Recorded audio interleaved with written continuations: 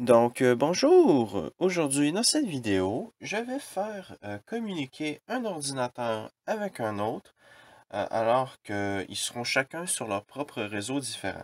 Donc, il va y avoir le routeur principal ici qui va être en 192.168.1.1 et l'autre routeur qui va être en 192.168.2.1. Et je vais pouvoir faire communiquer un sous-réseau avec l'autre réseau et vice-versa.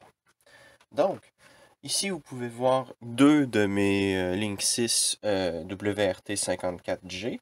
Donc, celui sur le dessus est un GS version 2 et celui en dessous est un G version 6. Les deux font tourner des DWRT.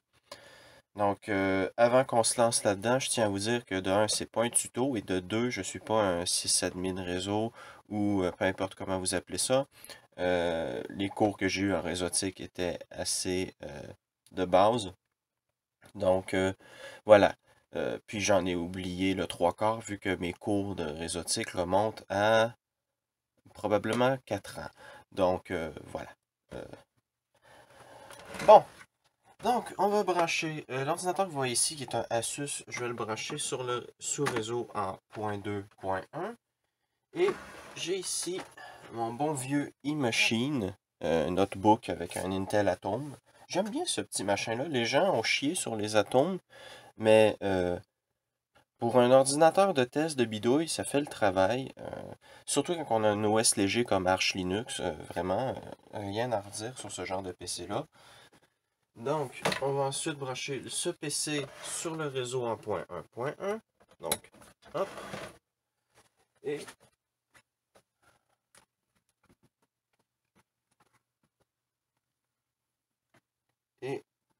hop.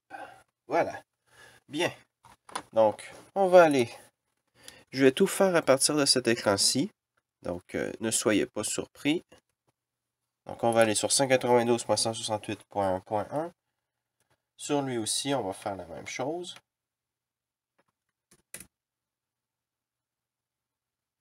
Et on va lui donner les options de connexion admin,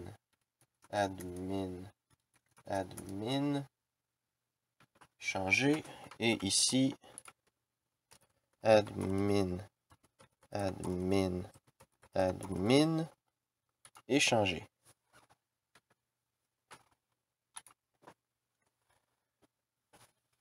Oh merde, j'ai remarqué qu'il manque un caractère sur le... Bon ben, il reste plus qu'à espérer qu'il me demande pas le mot de passe. Et oui, il me le demande. Bon, admin, on va écrire admin. Admin, CTRL, CTRL-C. Non. Wow. Admin. Non. Admin. Oups. ADMN. Non.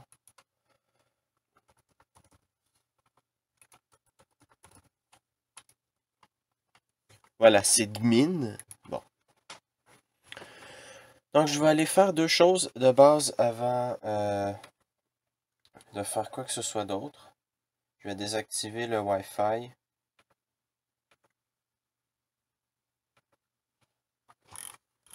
Sur les deux. Donc, hop, hop, hop. On fait redémarrer le routeur. Donc, je reprends une fois que ça c'est fait. Bien, donc nous revoilà. Donc, on va maintenant changer le réseau, le sous-réseau du routeur. On va lui donner l'adresse .2.1. Je vais en profiter pour désactiver le NTP. Voilà. Donc, on va appliquer les changements. Le routeur va redémarrer. Donc, je reprends une fois que ça c'est fait. Bien, donc le routeur est redémarré, mais comme vous pouvez voir, ça nous dit qu'il n'est pas capable de se connecter. Pourquoi? Si on regarde les informations de connexion, on est toujours sur l'adresse IP .1.107, alors que maintenant le routeur est en .2.1.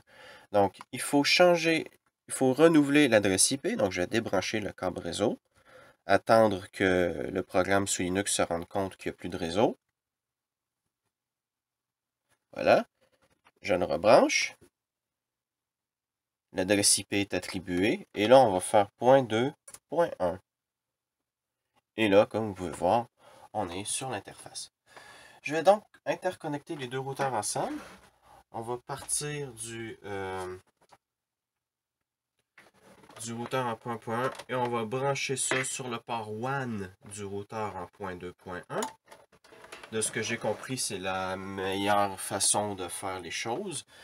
Quand on va avoir une adresse IP d'attribuer, je vais pouvoir aller sur l'autre routeur, vu que de ce que j'ai compris, quand le routeur ne peut pas satisfaire la requête, ben, il envoie la requête par le port WAN pour essayer de la satisfaire. Et donc là, le .1.1 va être sur le réseau dessus, donc il va me l'envoyer. Tandis que si je ne l'avais pas branché sur le port WAN, mais sur un port du commutateur, si je me souviens bien comment ça se dit, un switch en français, ben, si je l'avais branché sur un port du commutateur à la place, ben là, ça n'aurait pas fonctionné. Donc, là, on peut voir que j'ai une adresse IP d'attribuer. Donc, ça veut dire que je peux aller sur 192.168.1.1. Voilà, je peux y aller. Et là, on va commencer à configurer quelques trucs. Donc, là, si je vais sur ici le terminal et que je fais ping 192.168.1.123, vous pouvez voir que j'ai une réponse du ping. Le 123, c'est le e-machine. Donc, CTRL-C. Donc, je peux faire SSH loop à 192.168.1.123. Oh, attendez un peu, il faut que je démarre le service. Sudo systemctl start sshd. Voilà.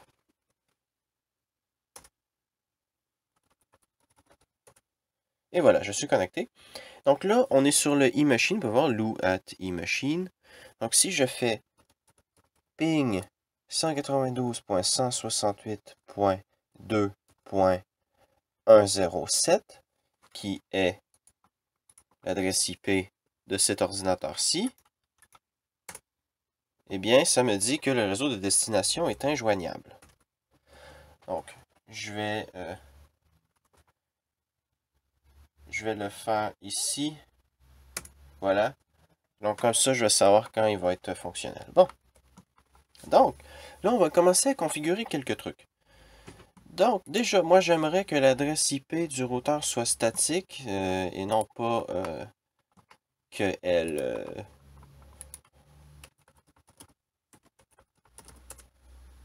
et non pas que ce soit .130. Moi, j'aimerais que ce soit .2. Donc, on va aller dans Statut, LAN. On va sélectionner l'adresse IP du routeur, si la souris veut bien coopérer. Voilà, CTRL-C. Et on va aller dans Service. On va faire Add pour ajouter une adresse IP statique. CTRL-V. Voilà, il ne faut pas qu'il y ait d'espace avant. On va l'appeler routeur.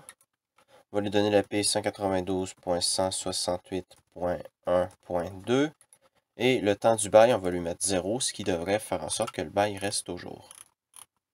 Donc, save.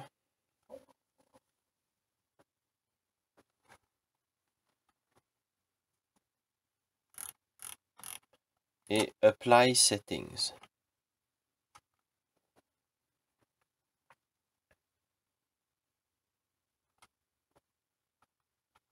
Voilà.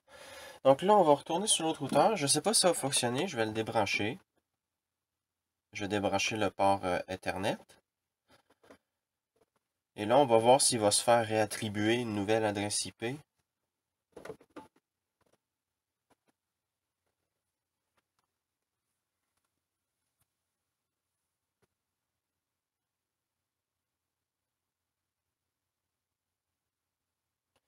Sinon, ben, je vais juste le redémarrer.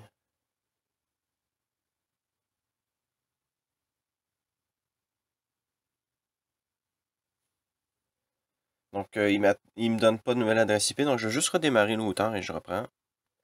Bien, donc j'ai redémarré le routeur. J'ai l'adresse IP 192.168.1.2. Donc, là maintenant que ça c'est fait, on va aller dans l'option sécurité. C'est DMIN admin, si je me souviens bien. Oui. On va désactiver le pare-feu. Pourquoi? Ben parce que le pare-feu va empêcher les trucs d'entrer par le port WAN. Donc, là, pour le cas échéant, on veut que ça entre dans le port WAN pour pouvoir communiquer avec le sous-réseau. Donc, on va désactiver le pare-feu. Maintenant que ça c'est fait, on va aller sur le routeur en 192.168.1.1. On va aller dans l'onglet Setup, Advanced Routing, et on va créer une adresse de routage statique. Je vais lui donner le nom DDWRT2. On va lui donner 192.168.2.2.0.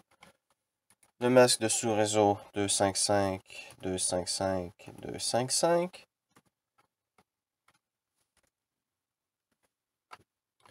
Et la passerelle 192.168.1.2. Oups, 2. Si je fais appliquer,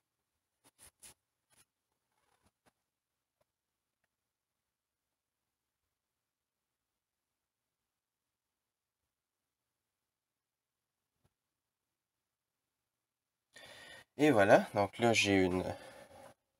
Hop, on va se reconnecter en SSH. Et là, si je refais ce que j'ai fait tout à l'heure, ping 192.168.2.107, vous pouvez voir que maintenant, j'ai une réponse au niveau du ping. Donc, voilà. Hop. Je crois que c'est pas mal tout. Je veux dire, je pourrais m'amuser à faire SSH 5 loup à 192.168.1.107.